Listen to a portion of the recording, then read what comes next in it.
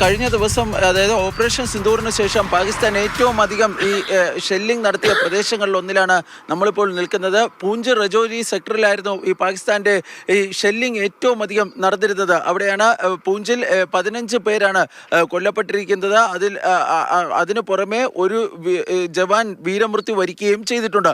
നിലവിൽ ഈ മേഖലകളിൽ വലിയ തോതിൽ നമുക്ക് കാണാം. അതായത് രജോരിയിലെ ഏറ്റവും പ്രധാനപ്പെട്ട റോഡാണിത്. ഏതാണ്ട് വിജനമായ അവസ്ഥയിലാണ് നമുക്ക് ഈ പ്രദേശമൊക്കെ കാണാൻ വേണ്ടി കഴിയുന്നത്. കാരണം നാട്ടുകാരൊക്കെ തന്നെ പാകിസ്ഥാൻ്റെ ഭാഗത്ത് നിന്ന് ഇനിയും പ്രകോപനങ്ങൾ ഉണ്ടാകുമെന്ന ആശങ്ക നാട്ടുകാരെയൊക്കെ സംബന്ധിച്ചുണ്ട്. അതുകൊണ്ട് തന്നെ കഴിവതും ഈ രജോരി പൂഞ്ച് സെക്ടറിലൊക്കെ ഉള്ള ആൾക്കാർ ജമ്മുവിലേക്ക് മാറിയിരിക്കുന്നു എന്നതാണ് ഏറ്റവും പ്രധാനപ്പെട്ട കാര്യം.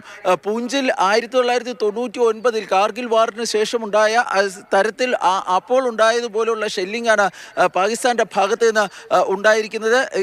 ഇതൊക്കെയാണെങ്കിലും ഈ ഓപ്പറേഷൻ സിന്ദൂറിന് ശേഷവും ഈ പാകിസ്ഥാൻ്റെ പ്രകോപനം തുടരുകയാണ്. ഇന്നലെ രാത്രിയും ഇന്ന് രാവിലെയുമായി പല മേഖലകളിലും അതിർത്തിയിൽ ഈ വെടിനിർത്തൽ കരാർ ലംഘിച്ചുകൊണ്ട് നിയന്ത്രണ രേഖയ്ക്ക് സമീപത്ത് ഉറി, ബാരാമുള്ള തുടങ്ങിയ വിവിധ പ്രദേശങ്ങളിൽ ഈ വെടിനിർത്തൽ കരാർ ലംഘിച്ചുകൊണ്ട് പാകിസ്ഥാൻ്റെ പ്രകോപനം തുടരുകയാണ്. പക്ഷേ അവിടങ്ങളിലൊക്കെ തന്നെ കനത്ത തിരിച്ചടി ഇപ്പോൾ സൈന്യം നൽകുകയും ചെയ്യുന്നുണ്ട്.